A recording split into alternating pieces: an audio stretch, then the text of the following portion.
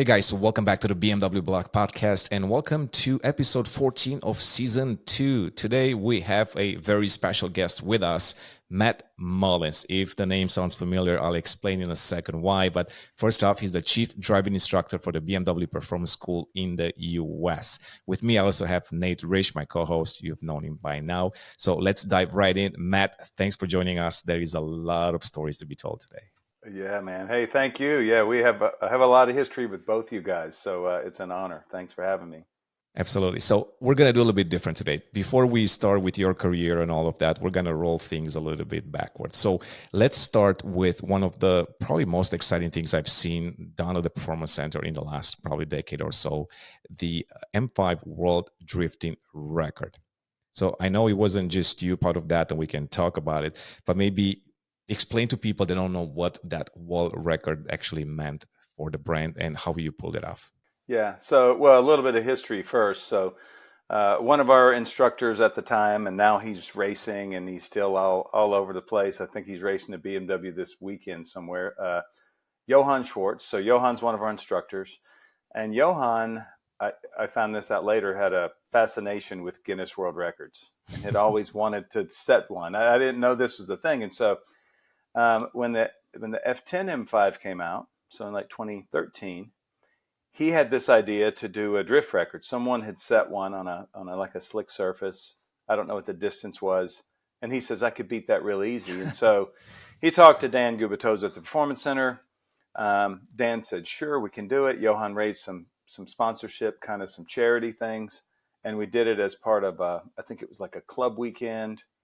And so he drifted around for an hour and a half, hour and 40 minutes, and he sets this new world record, right? And it was really cool. People thought that was neat. Well, then time goes by, it gets beat. It gets beat again by Mercedes. And so we had always talked about, hey, we need to go back and beat this record, what he had. And I said, hey, we need to do it. And somebody said you could put a bigger fuel tank. And I'm like, yeah, you could do that, but that's boring. I'm like, we need to do car-to-car refueling while drifting. And at first I envisioned like a guy with a NASCAR fuel can coming in, you know.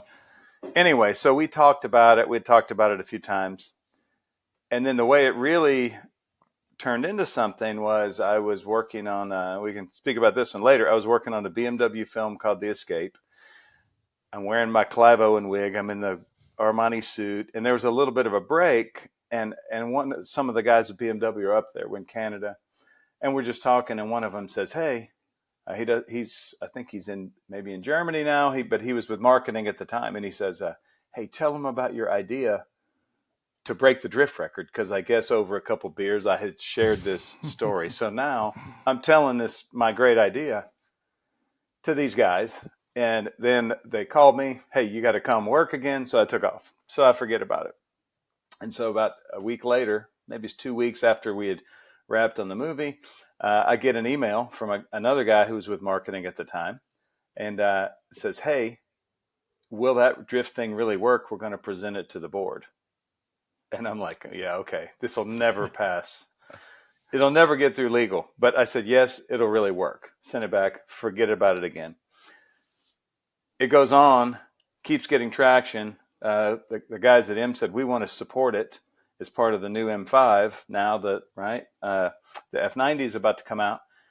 And then last minute, they sort of pulled their support and said, yeah, we don't think we're going to do it. Well, a lady named Trudy Hardy, Trudy was the head of marketing at the time in the US, Trudy had already told some of the dealers about it, and they were excited. Trudy says, we're doing it anyway. So they asked me, they said, okay, now how are we going to figure it out? And so I was the one who coordinated all this stuff, figured it out, right? Because how are we going to do it? How are we going to build the rig? And so we went to these guys at Detroit Speed. Kind of long story. I was trying to find someone who could do it. I called Ray Evernham, who was Jeff Gordon's old crew chief, and said, hey, can you do it? He has a shop. And he says, I'm too busy building cars for SEMA. I can't do it, but you need to call these guys at Detroit Speed. And that was the second reference or second recommendation. So I just cold called these guys and asked them to pitch it. And they did an amazing, I mean, their pitch video was like something you would see on TV, like a TV show, like a CSI or something else. They had this total animation. It showed how we would do it. and I could tell these guys are really smart. They know what they're doing. So at this time, Johan wasn't even back in the picture. He didn't even know about it. I'm working on all this behind the scenes, right? Because I still don't think it's going to, still think they're going to pull the plug. No way they're going to allow this to happen, right? Mm-hmm. And then as we get further and further, we were just going to try to beat that record. And so we figure it's going to take that, maybe do 1 or 2 refuels. We'll be out there for 2.5, 3 hours. Done. Guinness comes back at the last minute. We're just about to get the cars, the one prototype F90, only one in the U.S. And then we had an F10 to use as the refuel. And they say, hey, we're going to change the rules.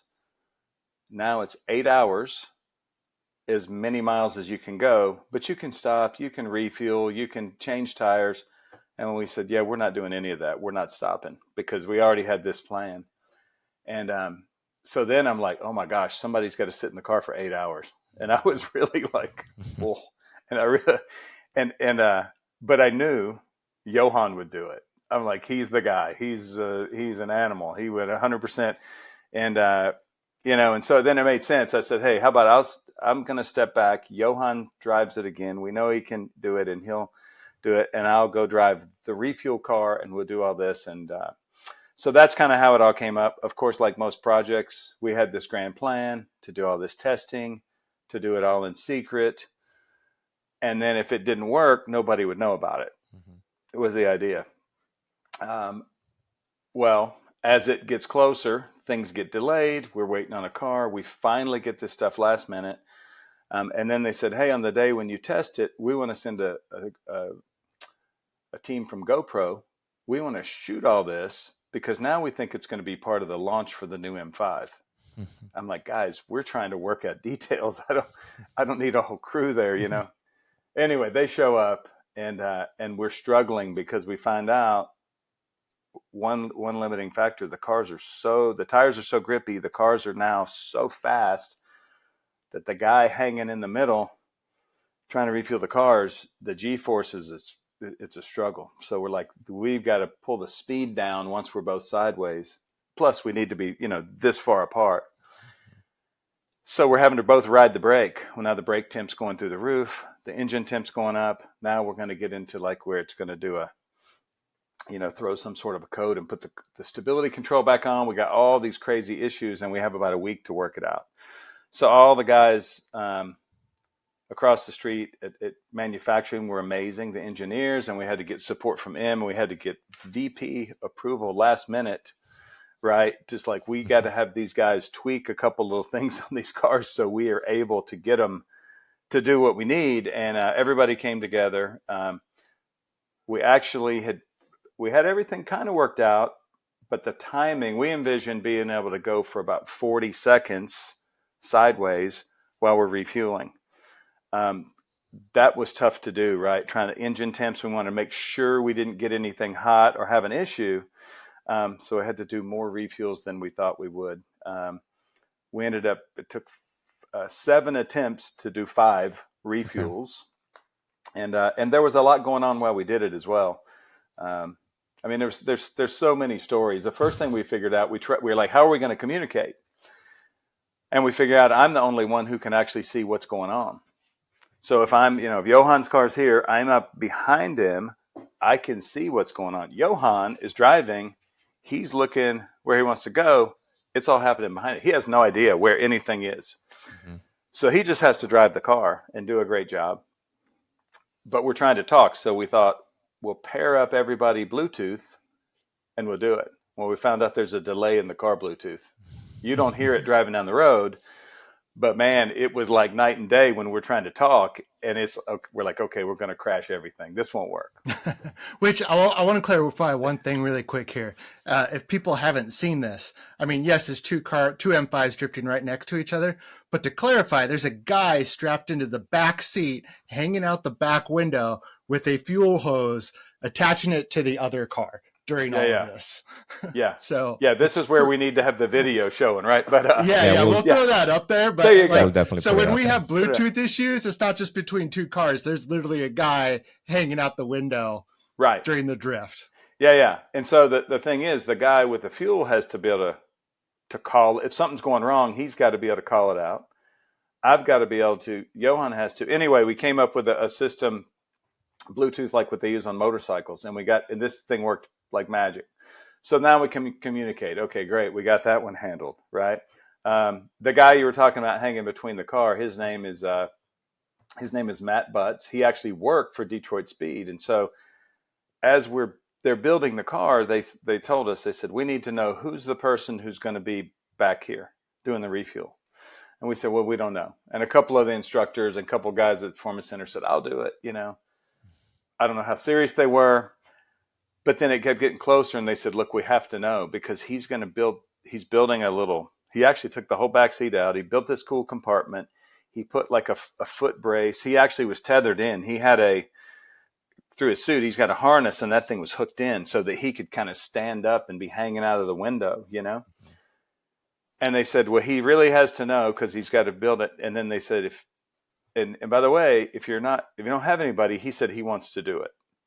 And we're like, really? And they're like, he really wants to do it. And this guy's an amazing fabricator and he's building it. And I'm like, actually, that's perfect because we know it's going to be perfect for him if he builds it, And I'm like, plus we don't know him. So if it goes wrong, it's not as tough to deal with. Turns out we got to know him. We really love him. So then we would have felt really bad if something happened. But so that's how he became the guy who not only designed and worked on this amazing project. And each car had a fuel cell. We had to have fuel pumps that would pump out of my car into Johan's car. And then he had to have something that would dump the main cell down into the fuel tank of his car. There was a whole lot of stuff going on. We're having to flip switches while the refuel's going. I mean, it was, we thought it was a lot to deal with. It's nothing compared to probably modern Formula One drivers with 100 switches, but we thought we had a whole lot going on. And so it was a little bit of chaos during those refuels for sure. Let me take a moment to thank our today's sponsor, Secret Lab. They just sent us this monitor arm, which you can see right here in the background. I have a 38-inch monitor set up on it, and I can use this as a backdrop for the podcast. What I like about this one, not only the fact that it can hold really large monitors like this one, but you can also maneuver it quite easily up and down. Of course, you can turn it, you can flip it, you can do a lot of things with this one, vertical, horizontal. It's a really, really high-quality monitor mount, and I absolutely recommend it. Even if they weren't our sponsor, I would still recommend this one because it's really a great, great tool to have for your desk. If you have a standing desk like this one as well, it's even more useful. If you're interested in learning more about this Secret Lab monitor arm, feel free to take a look at the link in the description. So how is the fuel pump connected to the refueling car, or how was that setup done? Yeah, so you had a hose coming out of the fuel tank directly. Out of the fuel. So it's out of in the refuel car, the one I was driving, you had the M5 was powered by the normal gas tank, and completely separate was a racing fuel cell, not connected, and it was only for pumping 20 gallons of fuel out to Johan's car, right? So that was it. But there's pumps in there I had to turn on once he gets the hose engaged, and I know he does, and he tells me we're connected, right? I've got to flip these things on, pumping fuel, and then as soon as he tells me he's disconnecting, I got to flip that thing off so we're not just pumping fuel out that maybe hits onto hot brakes, and there's a fire risk. And once we had separated from him, and Johan's back drifting on his own, then he hits a button that dumps his fuel cell down into the main tank of his M5. And then once he started getting however low, he gets down to quarter tank or something. He's like, hey, time to do it again. Here I come back out there again. Got to zip out there and throw it sideways and drift up. So I mean, when you look back on it, it's one of these things that we had not had a successful drift up, connect, refuel, and disconnect. We had not had one of those before the day. So we did, but things like something would start getting hot and we just had to stop. Or we figured out if we got too far, if the rear of the cars got too far apart, and if Matt Butts lost hold of the grip, well, now there's no way to get the rear of my car back. I mean, unless you just would, I guess, throw it sideways, but then there's a guy. So we learned a lot. We also learned he could move Johan's car when we're sideways and we're both drifting by the fuel thing. he could actually move back and forth. He could move the rear of Johan's car by pushing on it. It was crazy. That's how on the edge the car was, right? Mm-hmm. But so we start that morning, and we really had one shot. We had 2 days to shoot it, and then the BMW called off the first day. They said, "Nah, we don't really want to do that one. We're only going to do the second one." I said, "You realize this leaves us no backup?" Yeah, we know, but we know you're going to make it work. I'm like, oh my gosh, we were so stressed. And once it's Matt, what's going to go wrong? Once we did the first refuel that morning, once we did the first one, I mean, and we had a really good idea. We're like, it's going to work. We know the kinks we had to work out. But man, when we did that first one, we're like, okay, now we have a plan. But we still have a prototype car. We've never done something like this for that long. The car's brand new. It's a pre-pro, in fact, pre-production. And then we got to do it for 8 hours. I mean, what are the odds that nothing goes wrong? So when you really look back at it, it's quite amazing how it worked. And I don't think anybody will ever break it. Honestly, I don't think they will, because of the time it would take, and I think we kind of maximized everything. You know, Johan's a racer, so we're turning off the water on the skid pad. He's trying to run as fast a laps as he can run sideways without destroying the tires. So as we start to hear tire noise, we turn the water back on. So I mean, we tried to maximize every single part of this thing. So it would be really difficult for someone to go beat it, I think. Even us, even if somebody said, do it again, I would be like, no, I think let's pick a new one. Yeah, pick a fresh one to do, yeah.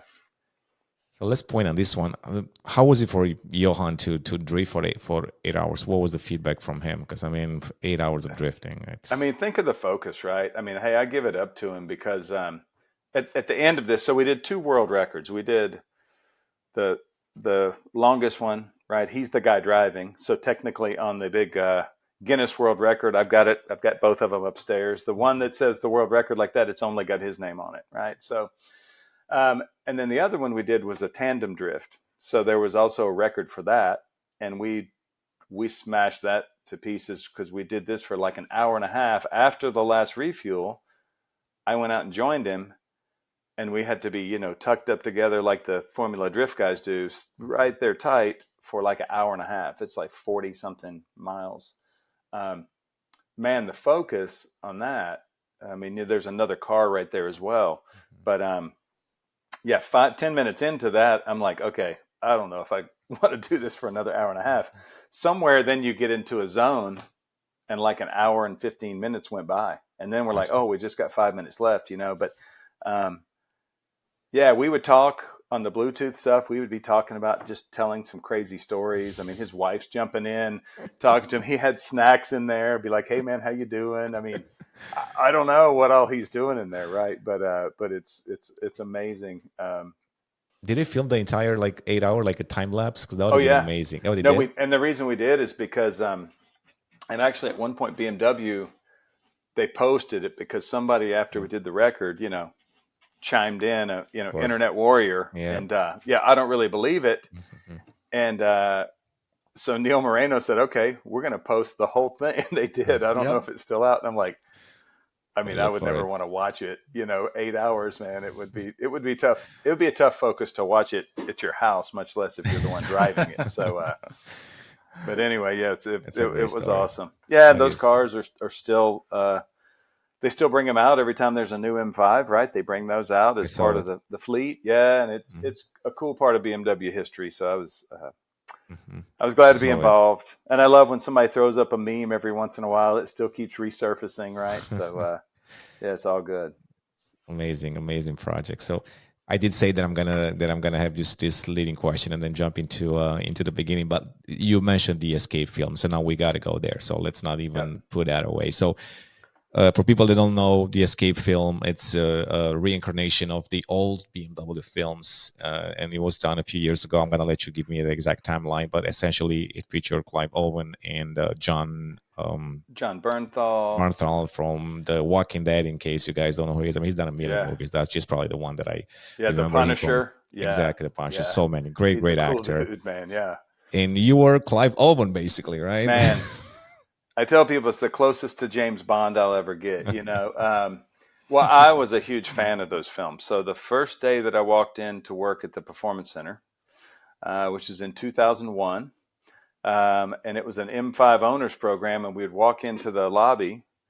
You may remember some of these days, but you're in the front lobby, and then we had, now there's some artwork up on the upper part, but then it was 12 big TV screens, big for that day, to make up one giant screen. And it had a cool sound system. When the M5 owners would walk in, the first thing in the morning while they're gathered is we would crank up the BMW film Star, the one with Madonna, the Guy Ritchie one. Yeah.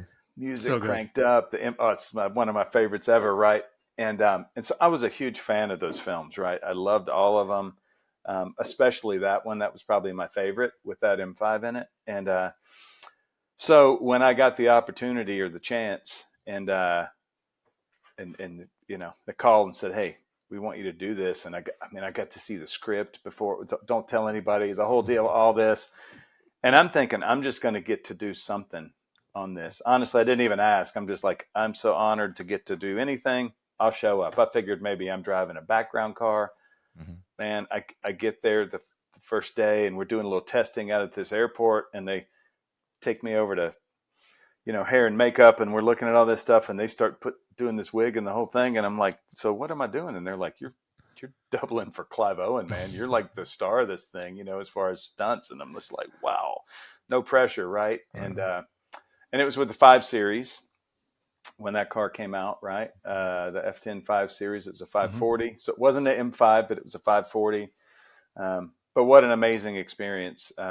Really, really cool. Some people I've met who I still am friends with today through that whole process. And yeah, it was just such a cool story, and just getting to go slice and dice through traffic, going across this bridge in Toronto. I mean, and you know, hey, I got to pull a helicopter out of the sky with a 5 Series. You know, we got to do all kind of cool things. Yeah, it was. Any fun story from that shoot? Anything that's oh man, well, there's ones where or maybe challenging stories, maybe that would be even challenging. Well, like there's ones where it's a John Bernthal. He kind of hijacks Clive Owen in this car, and at one point Clive was able to slam on the brake, stop, flip around, take the gun from him, you know. Anyway, and make him get out of the car, and he takes off. So then John Bernthal jumps in a helicopter. He gets picked up by some of his other guys, and so now they're trying to shoot a tire out. And so he shoots out a tire on a big 18-wheeler truck. I'm slicing and dicing around. He's shooting up bullet holes. Like I've got to hit a button, and these little thing called squibs, and it is blowing up. It looks like bullet holes through the hood. So there's all pyro stuff. And then another one, we actually have to take this truck and flip it on its side, and it goes skidding down the road underneath the bridge. And I'm in the middle of this whole thing. I mean, that's not CGI. That's not CGI. No, they really did it. They really put the truck on its side, man. It's crazy. And the first time they try it, it's got all these weight jackers in the back that just slam up on one side to make the truck go over. It tips up on like 2 wheels, and it teeters there, and it comes back. And there's all these people on the other side of the bridge, like they're set up with cameras and all this. And I'm just like, man, this is about to go really, really wrong. And the guy was amazing. In the big 18-wheeler, he gets this thing back under control. No problem. Get it stopped. Like, okay, we're going to do it again. I mean, now everybody's heart rate's about 200. Okay. And, but these stunt guys are so amazing. I mean, they know. They're like, okay, we're going to do this. This truck's going to go land right here. It's going to skid, and it's going to stop right here. And they know these things, right? They're so smart with it. So, yeah, I mean, I got to slide around some with Dakota Fanning in the back of the car. She was really cool, and I couldn't believe it. There's one point they actually had her in the car. They had a stunt double for her who rode with me most all the time. But for this one, she's in there, you know, and the same thing. It's like no pressure. You just have a huge star in here. Don't get it wrong. But no, lots and lots of great memories from that one. Nice. So that was a really cool thing. Yeah. I really enjoyed doing it. And also another 5 Series that's on display, probably somewhere, because I've seen it around, all shot up with all the bullet holes still. Yeah, there was 4 of them, and they sent these 4 cars for us to use, all pre-pros, but a couple of them were scheduled to be used in training right after. So they're like, these 2 you can't wreck. Well, we ended up tearing up some stuff on about all of them. And I remember, yeah. So then they're like, what are we going to do? Well, we'll take the hood off this one, move it here, because I mean, you know, stuff just happens in these. And so, it's interesting stuff. All of it really fun. That's been one of the amazing things I've gotten to do with BMWs, be part of a lot of projects like that, whether they're the car commercials or, you know, fun stuff like that. We'll definitely talk about that too. It's been great. Yeah. Great stuff. So, to put an ending on this particular story, did you have a chance to talk to Clive and maybe John or even Dakota to kind of find out what was their motivation aside from financials to do this new film? Yeah. Well, so Clive, at first he's lovely. Really, what a great guy. You just see how he treats everyone around him. Nice. He was really, like a legend. And no, we didn't really. I didn't interview him and ask him that kind of stuff. But just, you know, seeing him at work, I mean, the guy's a master and just, again, great. And then John Bernthal, I didn't know who he was at the time. Some guys did. I didn't watch Walking Dead. The Walking Dead, man. He was the man there. So I didn't know. And then, anyway, he's in the car riding with me some. We talk a little bit. Super cool guy, right? Man, he's, at that time he lived up over in Ojai, California. He'd be cruising around like in his pickup truck with a dog in the back, like just an all-American dude. Man, we're talking about cars, and he was talking about his dad. But then there's the scene where when he's on this helicopter shooting, and he drops down, right? In the helicopter after Clive Owen gets stopped behind this big truck, and he jumps off the helicopter, lands on the hood, and he throws this big hook through the sunroof. It hooks onto the car, right? So the car can't go anywhere. And he, anyway, he's on the hood of the car then, and there's a scene, and I'm in the car, and he's laying on the hood, and his face is, you know, this far from me, kind of. And he just gives this roar, like he's doing the acting stuff. And man, when he starts yelling and he's looking, I mean, I felt it. Like, I was like, whoa, you know, and I'm just like, oh my gosh, that's what a real actor. I mean, I was, for a second, I'm like scared, you know, and I'm like, anyway, it was just amazing. Yeah. And then I had to go whip the car and throw him off the hood of the car. That was a stunt guy, but that was interesting. They're like, I mean, you have to sling this guy off. Sure. And the guy's like, yeah, man, just do it. And I'm like, are you sure? You know, I'd done car stuff, but I'd never thrown a person off of a car before. He's like, no, man, get some speed. Do it. We got to make it look real. And so, crazy stuff. But Bernthal was, after that, I was just like, wow, what an amazing actor. And I became a huge fan. And then when The Punisher came out, I watched all of them, and I watch his podcast sometimes. So, would like to see him again.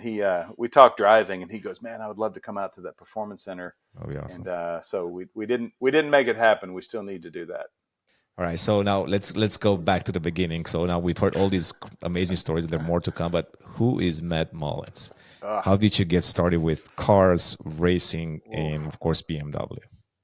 Man, cars. So there's pictures of me from when I was, 2 years old in my little push Jaguar with the little steering wheel and the wheels zipping around the house. I mean, I don't know. I just always loved cars. I remember one of my uncles when I was little had a cool red Oldsmobile 442 convertible. It's a hot rod. My dad had a Pontiac GTO, a 66 Pontiac GTO. That's they brought me home from the hospital his was a 65. I don't know. I always had a fascination with cars all through high school. I was into muscle cars. My best friend down the street had a 69 Camaro. I had a 68 El Camino. We were always tuning on these things and trying to get more power and, drag racing and going out having fun with cars. So I was always obsessed with cars. Loved NASCAR racing, loved any kind of racing. But the way I got into it as a profession, I was actually in school, in college at Appalachian State. I was graduating. I was working. I worked through a lot of school, and I was in a job fair interview thing. I went for an interview, and a guy had asked me a great question, and he said, hey, if you could have any job in the world and you knew you wouldn't fail, what would it be? And I said, man, that's easy. I'd be a race car driver, And then I started thinking about it and like, well, why wouldn't I do that? At the time I had a part-time job selling like copiers and fax machines and stuff. Like, I'd wear a suit and drive around, and God, I hated it. It was terrible. And I hated it. I was making money, but I did not like it. And I don't think I've never told anybody this on something like this show, but a guy I knew, maybe he was a roommate or something, had bought this pack of cassette tapes then, and it was Tony Robbins, this, Power Within or Unlimited Power or something like that. So as I'm driving around to these different appointments, I'm bored. I pop in these tapes, and they're like talking you through like, and so, all these different things. Hey, if this is a goal in your life, here's the steps to do it. And how come you're not doing this? And what is the fear that keeps you from doing things? And so anyway, after going through this thing of like listening to the 30 days worth of it, I'm like, I'm going to go be a race car driver, man. That's what I'm going to go do. And at the time there was a magazine called On Track, and it was just a racing magazine. There was a tiny ad in the back, and it said, learn to race our cars for free. And it was the Jim Russell Racing Driver School. And they were at Laguna Seca. And it just had a phone number. So I call them up. I say, hey, how does this work? And they say, well, you come work for us for a year in the mechanics training program. You get to race our Formula Ford. You do our 3-day Formula Ford school, 3-day Formula Mazda advanced school. You get 3 test days and 9 races in this series in Formula Mazdas. And it's free. And I'm like, great. And they like, but you work for us for no pay for 1 year. And I said, I'm in. I'll do it. And they said, but you have to pay for tools. It was like $1,000. I said, I don't have any money, but I got a degree in communications and a minor in marketing. They said, great, we need a marketing person. So I say, I'm coming out. And I will drive home, tell my parents, I know what I want to do with my life. I got blank stares. They're like, you're going to do what? And I packed up my little Honda Civic SI, and my best buddy who had the Camaro, he was a young pilot with Piedmont Airlines, so he could fly. I said, hey, come on, man, come with me. We're going to California. So we drove straight till we got to the Grand Canyon, got out, looked around for a couple hours, got back in the car straight till we got to Vegas, blew the rest of our money. Then I took him to the airport so he could go back to work, and I drove in and met these guys. They had a rental house, and I went to go work at the racing school. And it was amazing. I had to deliver Domino's pizzas at night to eat because I had no money. So I'd work at night delivering pizzas. In the day, I'm working on the race cars. Then they gave me an office job because they said, hey, you can do marketing, which I was a glorified secretary. That's back when you'd staple together information packets and mail them out. I'd answer the phone and staple info packs. It was not glorious. It was terrible. And then as soon as I'd get out from there, I'd go out in the shop and help the guys. And of course they would make fun of me and, calling me the secretary. And because they'd been working on the cars all day, they'd be like, oh, well, here, you go mount and dismount tires, or like clean body work. And so I'm like, okay, great. I'll do whatever. But man, I learned so much. I mean, I raced with guys who ended up being legends, guys like Greg Moore, who's an IndyCar guy, Mamo Gidley, who's still doing amazing stuff. There's all these drivers who were, and a lot of them, they all had way more experience than me. They grew up racing karts. I had passion for it and almost no experience. So my learning curve was, it was straight up, but I had some success there and got where I could, at first I was just like, oh my gosh, I'm going to have to go home. These guys are blowing my doors off. And then by the end I was, up there running with the front guys and able to win a race against those guys. And I'm like, okay, now but I always wanted to race stock cars. There's one point I thought about kind of Formula Atlantics or some the IndyCar stuff. I loved it, but I kind of always wanted to do stock cars. And so after 2.5 years out there, I kind of met a guy who owned a stock car school named Andy Hillenberg. Met him through a mutual friend and ended up going to Phoenix with them and helping with their racing school. And the minute I got into a NASCAR or Winston Cup car on a racetrack, I remember calling my dad that day, and I'm like, man, this is it. This is what I always dreamed of. So I moved back home, moved to Charlotte, worked for those guys, and then started racing late models and eventually in the ARCA series, the NASCAR Craftsman Truck Series, was doing all these it was working. I mean, I even was getting paid to drive race cars. So I'm like, yes, and I knew BMW, but that was not even close to on my radar. Never had thought about it. And until I got in a big crash in the November of 2000 at Atlanta Motor Speedway. Guy turned me. I hit the wall. Anyway, ended up breaking my neck. And so this is right before Hans device. People started wearing them. A couple guys were, but nobody. It wasn't This was before Dale Earnhardt passed away. And so anyway, I got flown out of that track in the back of a helicopter. You get a little bit of time to reflect and think about things, right? As I'm healing up, luckily no surgery, no permanent damage, but they hire somebody else to drive your race car because this is in November, last race of the season. So it's like, hey, tough, man. The team's like, oh, we're behind you. We'll be there for you. Yeah, it doesn't always work that way. They go hire somebody else. And then I find myself trying to get back in. What am I going to do? And a guy calls me, a good friend of mine who had started the Performance Center. The first chief instructor, a guy named Dan McKeever, who's great, still a friend. And he says, hey, what are you doing with your big neck brace? This was a few months later. And I said, yeah, you suck. I don't have the neck brace on anymore. And he goes, well, hey, why don't you come help me at BMW? So we're 2 hours away from Charlotte. I said, okay. So I drove down there. That was April 2001. So I'm about to come up on starting my 25th year at the Performance Center. And it's all because of this guy. And I helped him with this M5 owners program that day. Really, I didn't do much. He was showing me around. And at the end of the day, he said, what are you doing tomorrow? And I said, well, nothing. And like I said, that was almost 25 years ago. So that was how I got connected.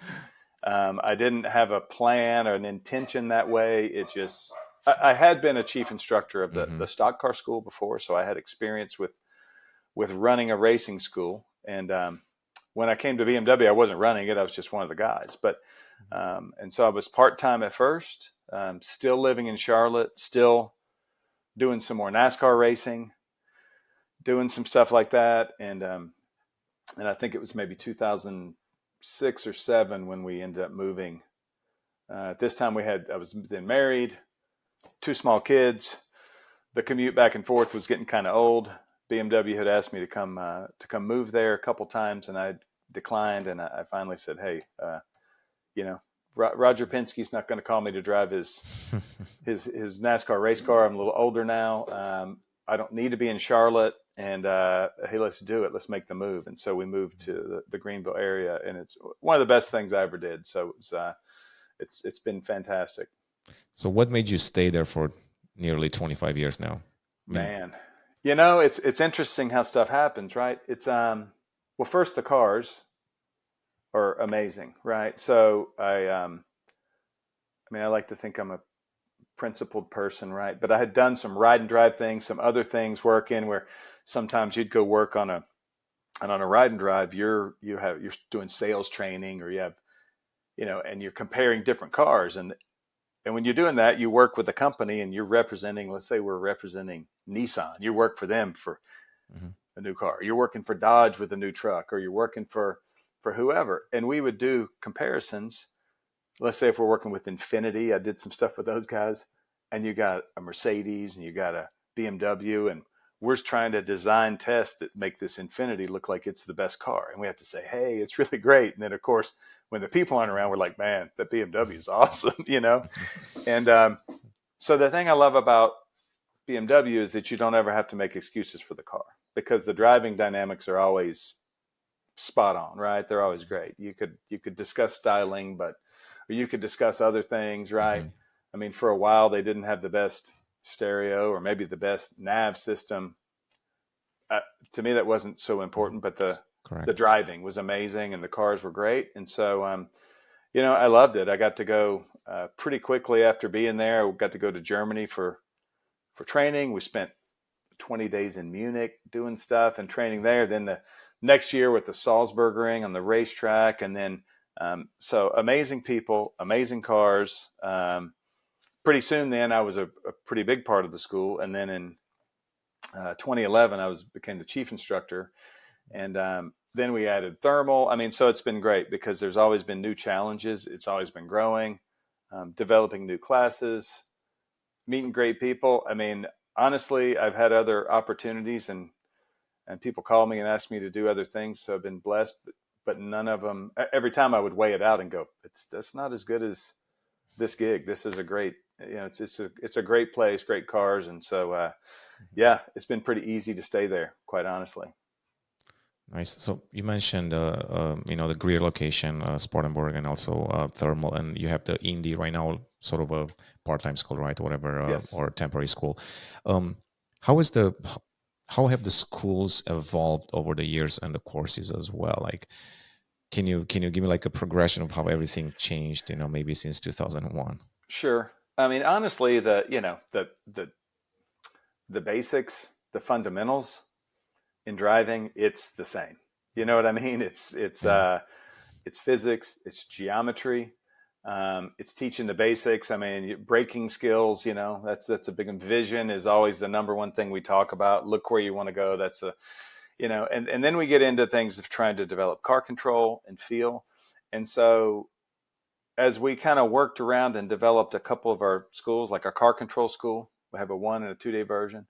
The M school, we have a 1 and 2 day. Those have been really, I'd say probably for the past 15 years, the school really doesn't change, because when you have one that really works and people learn, and, also the consumers tell you what they want, they vote with their wallet and say, yes, this is awesome, I'll pay for it. And when they're sold out months in advance, you really don't change it much. But for us, the cars have gotten so much more capable that, I mean, it's just like, wow. I mean, that part is interesting. When I first started there, an M3, so what was just going out was the E36. Wow. Yeah. But yeah, crazy, 240 horsepower. Whoa, get back, I mean, the M5 then with 394 horsepower and 0 to 60 in 5 seconds, people were saying that the reviews are like, this is almost irresponsible. You know what I mean? Mm-hmm. Now, our bread and butter car for the teen school and the car control, it's an M340. This car goes 0 to 60 in 3.8 seconds. Mm-hmm. And they only get quicker from there. And so, really and now we have all these amazing stability control systems. In our M schools, when we started, every M car was only available with a manual. So there was times we would have, well, when you probably first came there was when we'd have, 40 M cars in the fleet, 50 M cars, every one was a 6-speed manual. It was amazing, right? The guys were really good at the shop at changing the clutch. They could do it so quick, but, and the stability control was super intrusive, or you could turn it off. So for a whole lot of stuff, we just had to turn it off because otherwise it was so intrusive. And so now we have driver aids that are unbelievable. Thank goodness. Manual transmissions don't exist in our schools anymore. I mean, they do with some BMWs, and they're amazing, but they're slower, right? The performance is not as quick. Nobody wants to drive a car that's slower, right? And really for what we're teaching, the corner, the braking, the cornering, all these, for a lot of our customers, if they're not driving a manual very much, it kind of gets in the way of the learning. And so, and we have so many cars, we try to keep the fleet size down. So everything now are the automatics. So those things have changed. And now I feel like you have to be on top of it even more as an instructor, because things happen so fast, much more quickly. Yeah, because I mean, I remember when we started, the tire on an M5 was a Michelin Pilot Sport, the old like unidirectional tread, PSS, yeah. Compared to the stuff now, it has no grip, and it would last about 9,000 miles. And now we have these cars that are the tires. Continental's our partner at both performance centers, but any of the OEM, the tier 1, these hyper performance street tires, you're generating 1.1 or more G's, right? Under load, 1.1, 1.2 in cornering, the same in braking. I mean, it's performance like you would have from a race tire not that many years ago. So while the car has more grip, it's more capable. You can get in trouble much more quickly with it. And so I guess that's the part with us is we're just like, man, it was nice when the cars were, when the tires had no grip and things happened kind of slow and you had, and now it's quick. You really have to be on top of it. Yeah. As an instructor. I was just going to say, I've been to a lot of schools now, and things can happen quickly, but your team's always so on it and informative to all the people of all the different skill levels that I've never seen an actual incident in all the years I've been going. So, I mean, that's really credit to the team and the schools that you and tests you have set up to make it to where anyone can go out there, enjoy themselves, and not even get into danger. Like, it's pretty rare.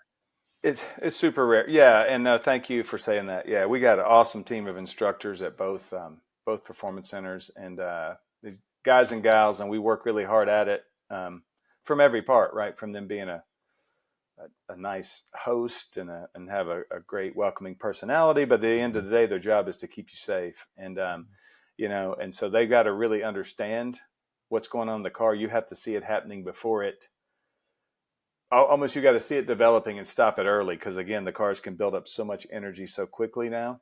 And so, yeah, that is our job. That's why we can do what we do, is because we have such great instructors, but it's work. But if it looks easy, that's good. That's how it's supposed to look. That's what I say. When you're good at your job, people go, that looks pretty easy.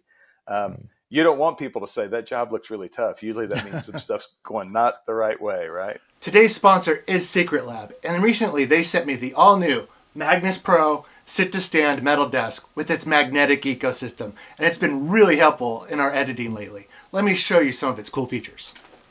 A world's first fully integrated power supply column, combined with an expansive cable tray spanning the entire length of the desk, hides all your wires behind a rear hinged cover. The seamless built-in control panel has precision height adjustment down to the millimeter, with 3 custom presets for effortless transitions at the touch of a button. Since it's constructed of an ultra-durable steel, you can utilize magnetic accessories like the Secret Lab magnetic headphone hanger and cable anchors. And the Secret Lab monitor arm is easy to install since it's top-mounted and designed to fit perfectly into the cable tray, even when fully closed. A huge thank you to Secret Lab for sponsoring this show. And now, back to our podcast. Yeah, and the other thing about the schools that I want to point out is the awesome value that it provides. I mean, speaking of E46, that's what I have. I remember going to my last track day. It cost me $1,000 some, when I count up fuel, tires, brakes, just everything all inclusive. Yet I can go to a M school now for not much more and use your brand new M cars, your tires, your gas. And it's not like I'm sweating out in a parking lot in the middle of the desert. Thermals in the desert, but then you go in and have this full catered lunch.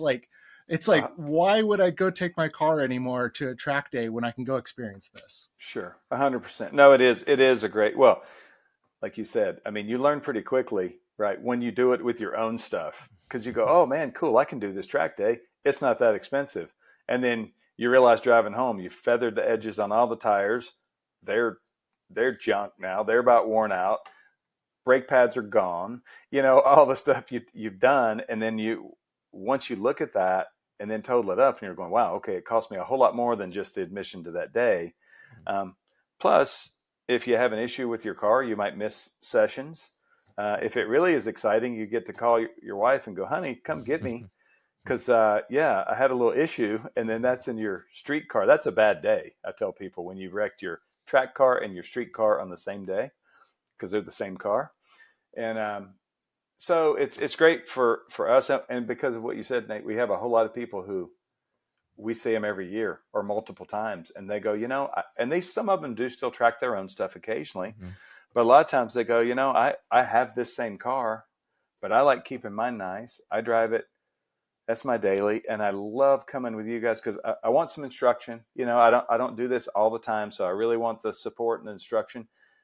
And I want to come drive all the brand new M cars. I want to come drive them all. I want to come drive that M2, I want to drive the M3, drive the M4. I want to experience the new M5, whatever. And so we have all the toys, and it's a cool way to do it. And then they kind of become they're regular, like you guys. We see you guys a lot, and we have people seriously who I've been seeing there for 20 years, some who have become more than just more than just acquaintances who have become friends.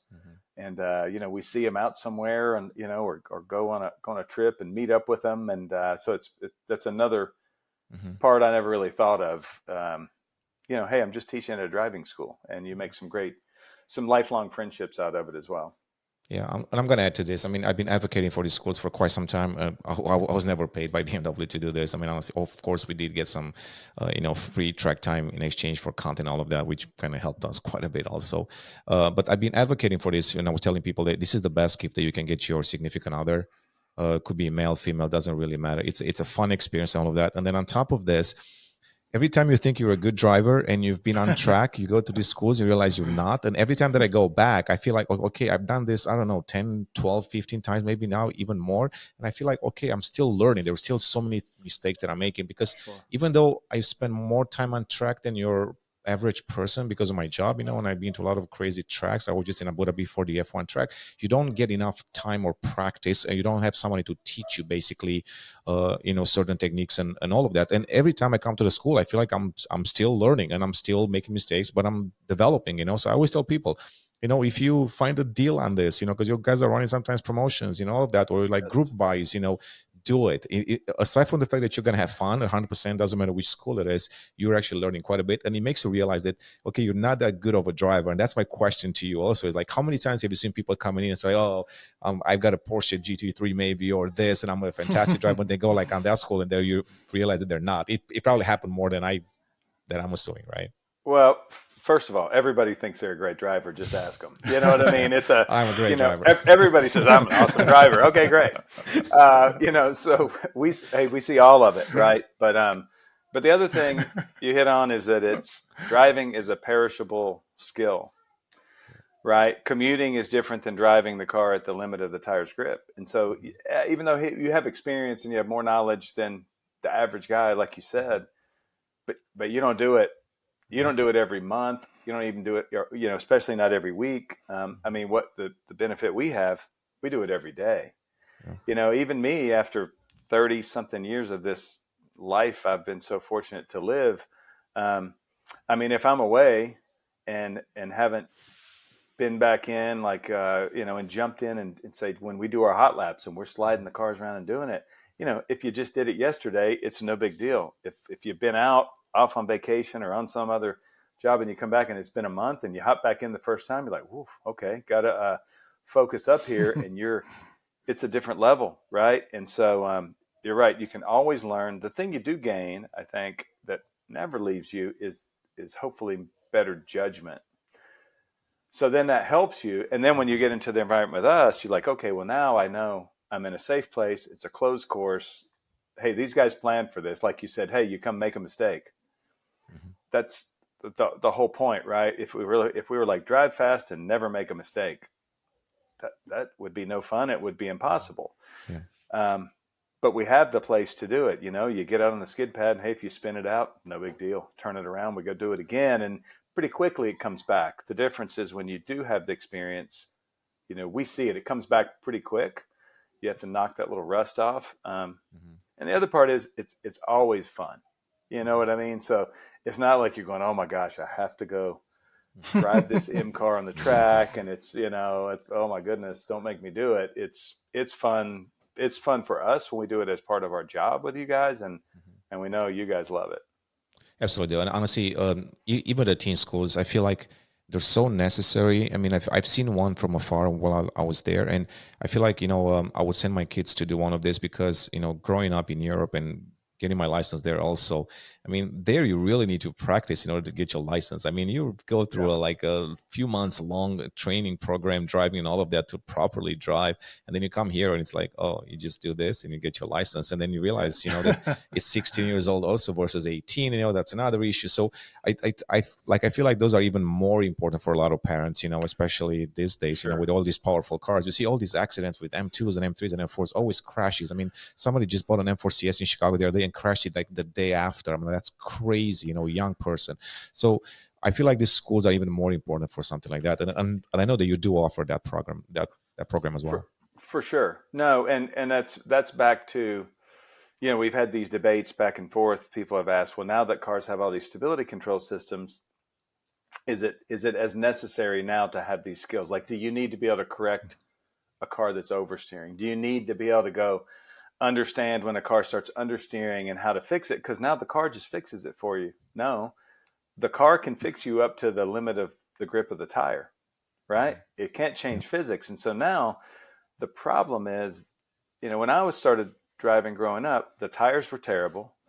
The cars were super noisy, right? And it took nothing to lock up a tire, like push the brake pedal, the tires lock and you skid, or just a tiny bit too much gas on a wet road and the car's sideways. And it feels like you're going 80 when you're going 40. And so it made you much more aware, and you were just always like, oh man, I better watch out. Well, now it's the opposite. The cars are super quiet. The grip is so high. Now when you're going 80, it feels like you're going 40. No big deal. I can do whatever.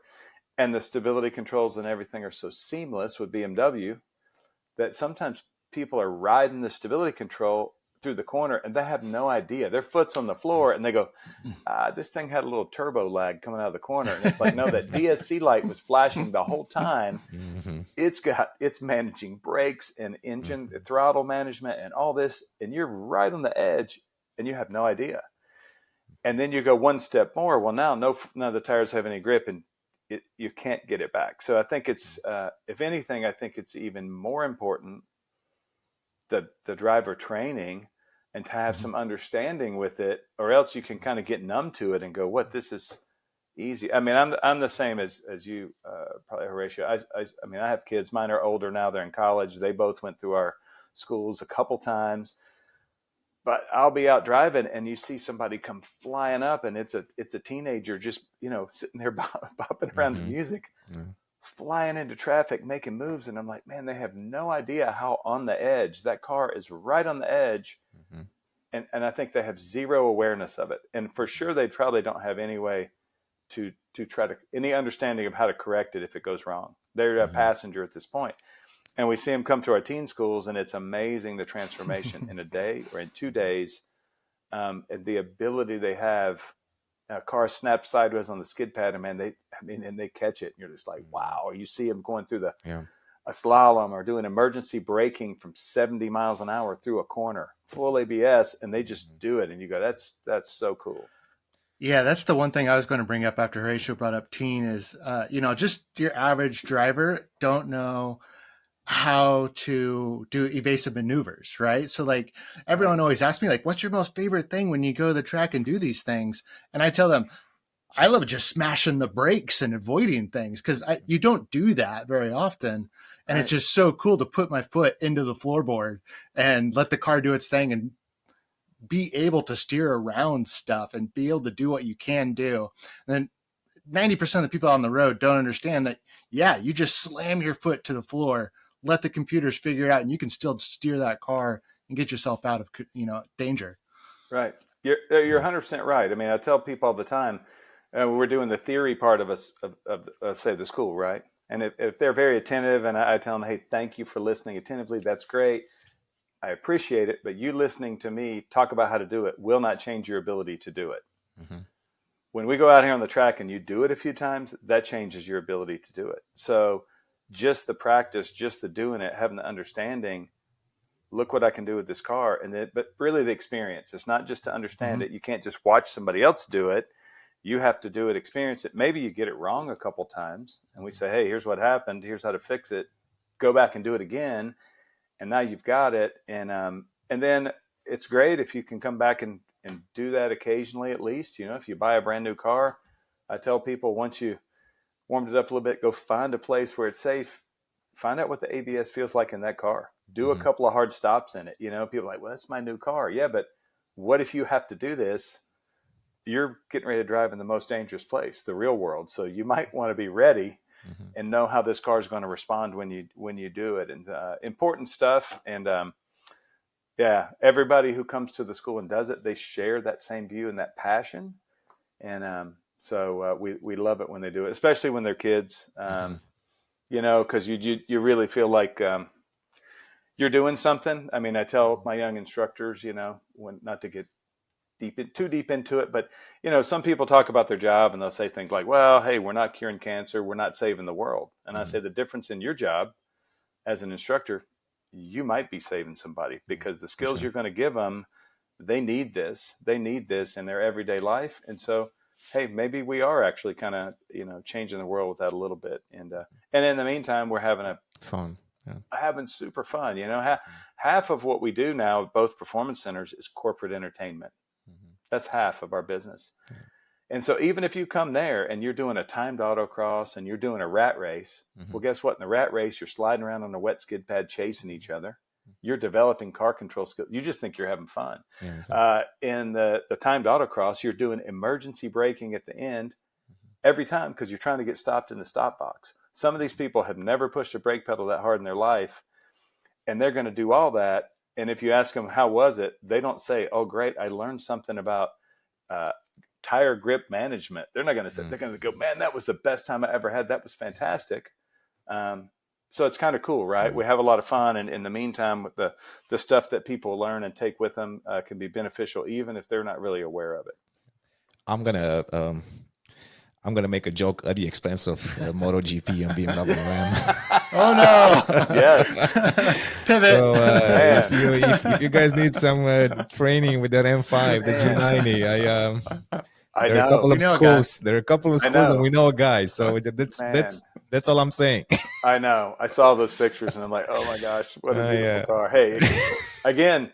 Hey, physics is brutal and unforgiving. It's how it works, right? And I guess it can happen, right? I mean, oh my gosh, it can happen. I don't want to bring it up, but it happened to you also with another BMW M car, the XM. And hey, Pikes Peak, man. Pikes Peak, it's. I'm glad that you're okay, because that looked going pretty up the bad, mountain, and we had an amazing, and the experience was amazing.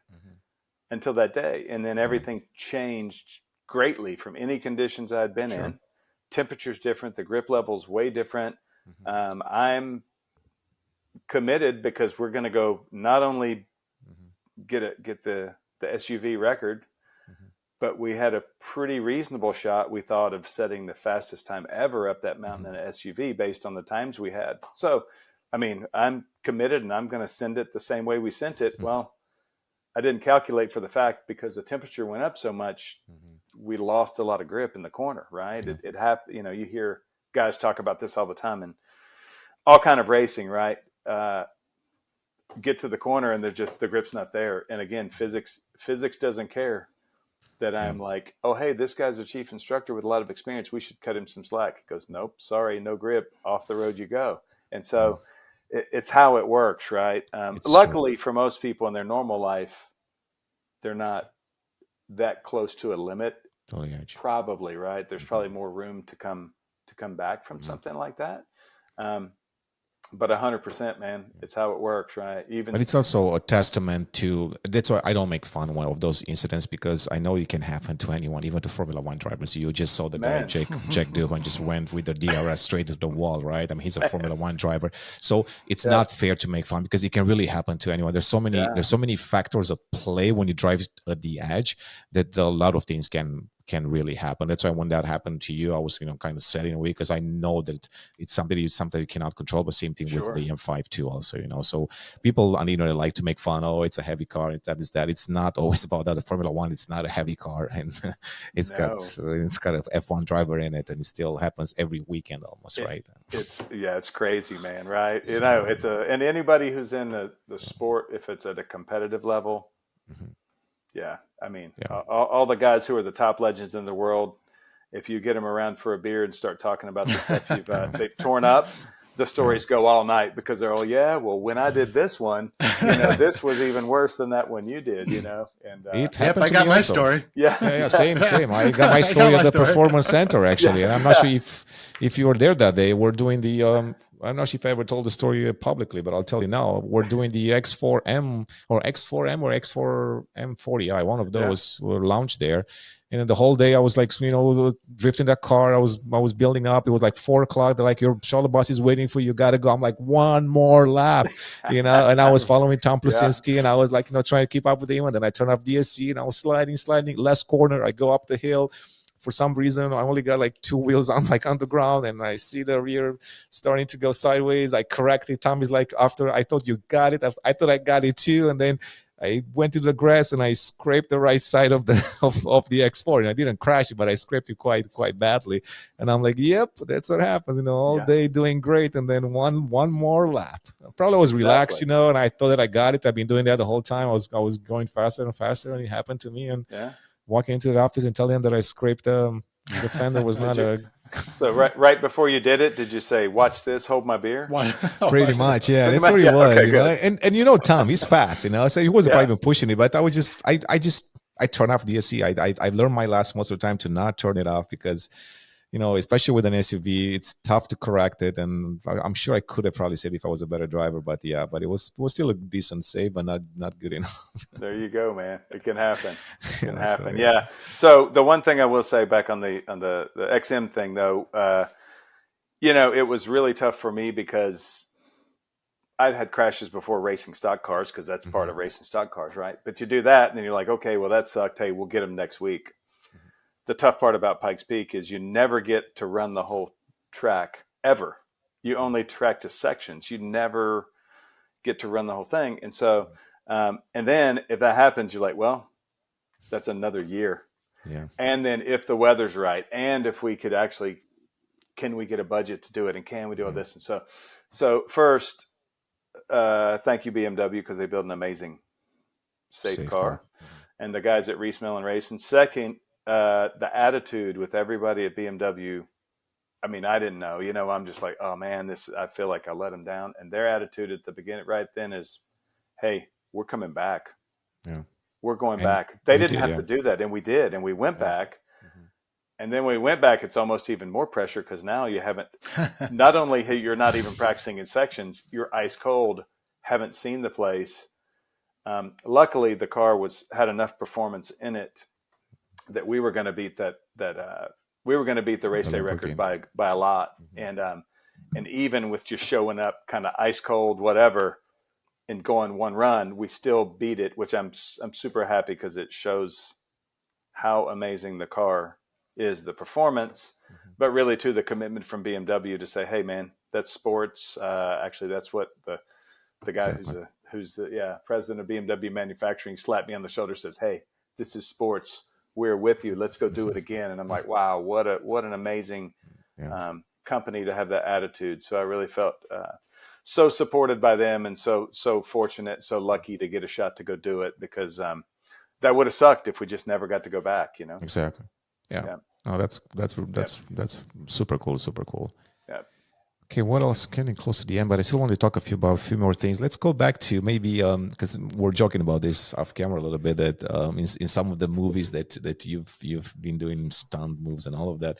And one that I came up with doing my research was Underworld. Yes, and there's another Matt Mullins, right? There's another Matt Mullins, right? So so this is an interesting thing. So Underworld with Kate Beckinsale, and it's all about vampires and all and that. It's all about they're all kicking ass martial arts, right? You didn't know that about me, that I could do that, right? I can't do it. So I had heard about this guy. So from a friend of mine who I'd done some commercials with, he sends me a text one day. He goes, hey, I'm working with the real Matt Mullins, and he sends a picture of him and this guy. And I said, is that the martial arts guy? And he goes, yeah. He said, if you show up around here, he's going to kick your ass, and he's joking. And I want to meet this guy. And so anyway, it was last year, a friend of mine who's a stunt guy in Atlanta, Kevin Waterman, and they do a really cool stunt school for training for stunt people. It's not really for the public. And he texts me and says, hey, I'm working on the show. He's working on Cobra Kai. Oh yeah. Yeah. With Matt Mullins, the other one. And he said, hey, we're going to be out here this Saturday. I think he's going to come out. And I said, man, that would be amazing. I want to meet him. And he kind of told him all that. He said, oh, I'll let him know. And then he texted me, he said, he's coming. So I took my son, who's also Matt Mullins. So he's 19 years old now.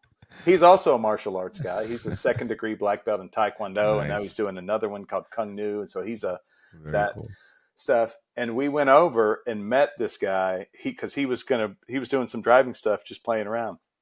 All these guys want to learn to do driving because if you're a double for a character, and you're doing the fight scenes, you're doing everything. If it's fairly simple stuff, they would like to keep you is that same one, right? So they're always trying to learn new things. And but what a cool guy. I told him, I said, yeah, man, you're 10 years younger, better looking, and you're just like a martial arts bad dude. He's, I don't know how many time world champion, such a nice guy. And so I didn't do Underworld. That's him. But one other funny story he tells me about, he goes, we hadn't met. He goes, they called me for Bad Boys for Life and said, hey, we got a great deal. You're going to love it. It's be pretty simple stuff, but you're going to be driving a Ferrari. And he goes, yeah, I'm not really the driving guy. I think that's another Matt Mullins. Well, he didn't have my number. And so they called somebody else. And I'm like, out. Oh my gosh. I'm like, so in the future, here's my number. Don't let that happen again. Don't let that happen. I wanted to do that job. That would be nice. But speaking of that, what was the coolest movie you've worked on, or coolest movies maybe? Wow. So I worked on Talladega Nights. I spent more than a month as a stunt driver on that. That was great because it was all high speed. They wanted it to look real. So it's, big packs of cars, 150, 160 miles an hour and more for days on end. It was great. Did a Dale Earnhardt movie where we got to hit and smash some stuff, and that's also racing. Nice. Those were amazing. The stock car stuff's amazing. Ford versus Ferrari. Oh, yeah, I only worked on that one a little bit. I wanted to do more, but I could only get away from my real job. So long.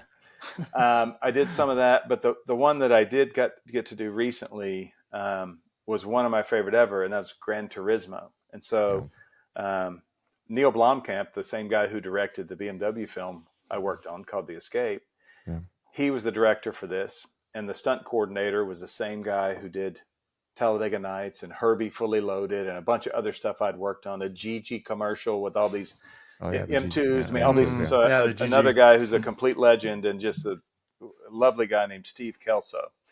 And so when I got the opportunity to go do this one, I went and spoke to Dan, my boss at BMW. I said, Dan, I have to go do this. I've been here more than 20 years. I got to go. Mm-hmm. And I didn't know what his answer was going to be. And he said, well, if you got to go, then you got to go do it. And so that one was amazing because I was in Europe. We were we were at the Nürburgring, both the Nordschleife and the Grand Prix circuit. We're at the Red Bull Ring. Nice. We spent a whole lot of time in Budapest, the Hungaroring. We were in Slovakia. We're all over Europe. And the whole time I was driving one car. It was a 488 GT3 Ferrari. Wow, nice. So nice. And because they wanted these sequences to be real, Neil Blomkamp, the director, you guys both know production. Sometimes you have a first and second unit. You got a first unit with the actors, and then stunts will be a completely separate deal, right? Mm-hmm. Neil didn't want that. He didn't want green screen. He wanted the actors in the cars. And so they built pod cars. That's where they build a pod up on the roof, and the stunt guy's driving from the pod, and they put the actor in the car. And they built GT3 car pod cars. They built prototype pod cars. And since there's only one unit, that meant race cars were running every day. Wow. And I met these great actors and amazing actors, but amazing stunt guys. Actually, some of the guys I worked with were also the main stunt guys in the F1 movie that's about to come out. Because these guys are legends. They're so good. And Russian guys and British guys and guys who worked on Top Gear. And we were in these amazing cars, really running them at speed because they wanted it to look real. And so that was one of the most fantastic experiences of my life, driving that one, probably that one and Talladega Nights, because of how much we drove the race cars. Every day it was like suit up and let's go, because we're going to be ripping these things all day. And so it was pretty magic. So I tell people, I really hope they do a sequel, and I hope they didn't lose my phone number, and so that would be cool to do again. That's awesome. That's amazing. Very cool. Nate, got some questions lined up, or? No, we covered quite a few of them. Okay. So want me to ask the last question, or you want to take the last one? Which the last one was really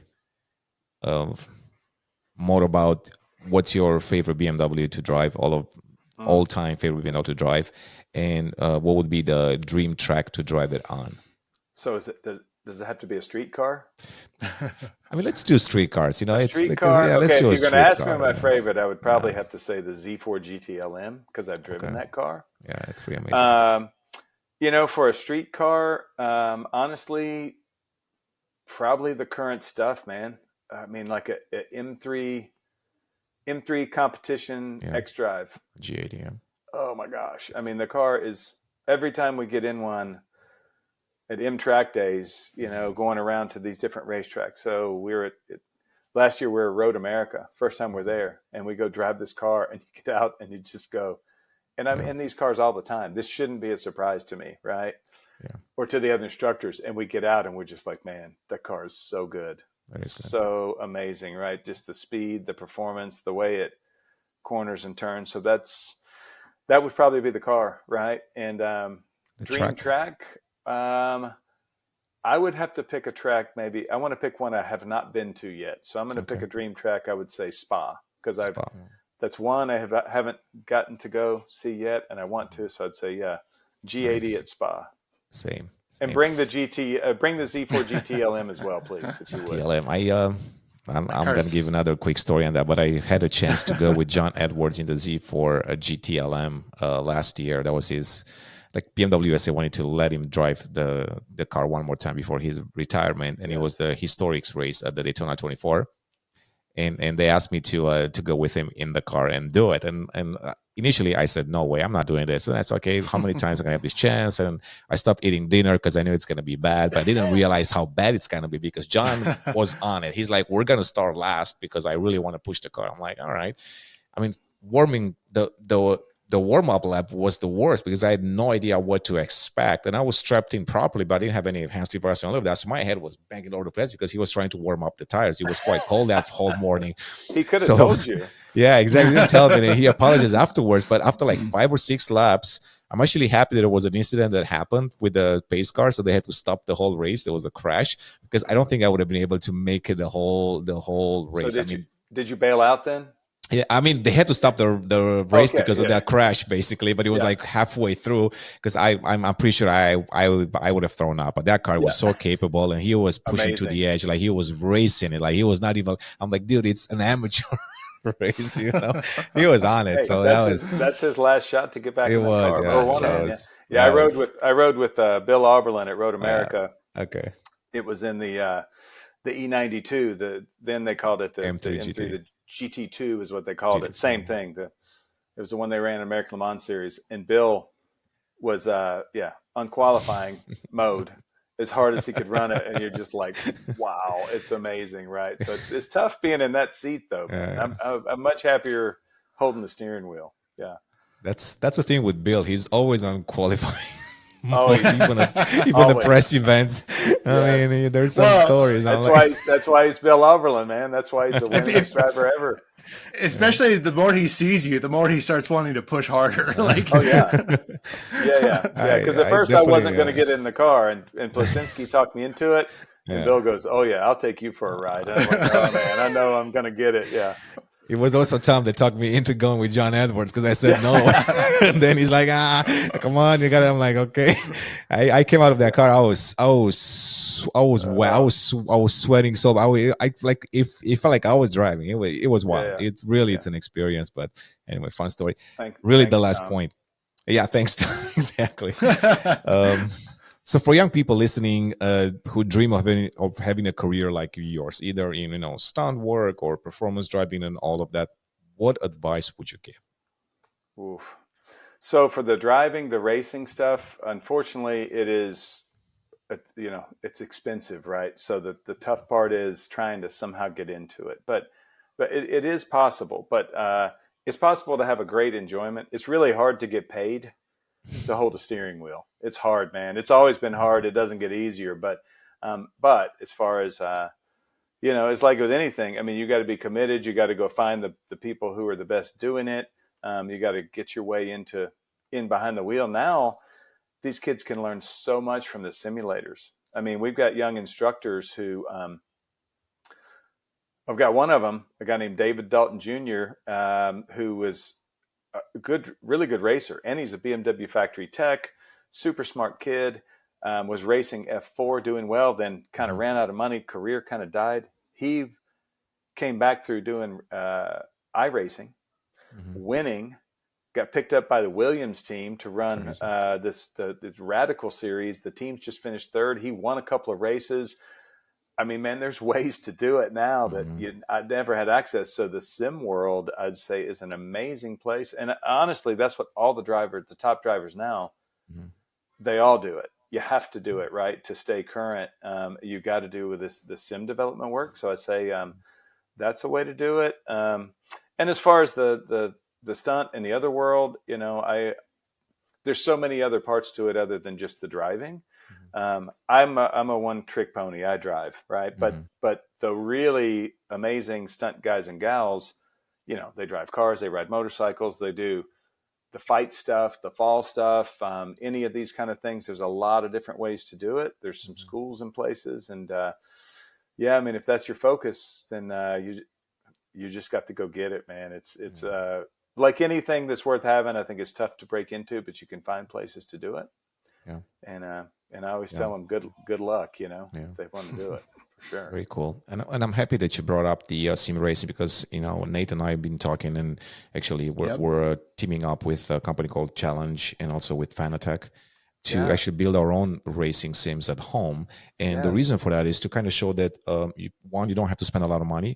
And then second of all, it could help you not just necessarily to, you know, be the best in iRacing, but actually like for us to do our job better. Like when we're going to a track, you can learn the track beforehand, you know, by using this fairly affordable sim racing, you know, simulators.